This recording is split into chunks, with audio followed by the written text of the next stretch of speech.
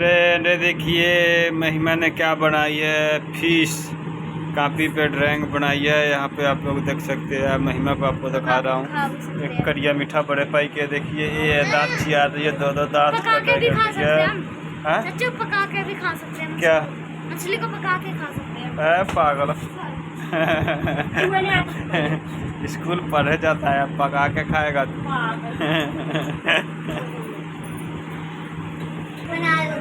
ये देखिए लोल चियार चियार के कैसे देख रहा है यहाँ पे। लोल निकल गया है बार बार। बाबू कहाँ गया? बाबू बाबू को लेकर चल। बाबू को ले आओ फटाफट। आज के आराम भाभी के घर पे, भाभी के नाम, भाभी के नाक। आज के आराम भाभी के नाम, आज के आराम भाभी के नाम। भाभी के हाथ में हो रहा है खुजली, पैसा आएगा फटाफट। ये देखो मेरे भी खुजली तेरे देर पे चढ़ेगा भूला। ए का तो भूला सरे तरफ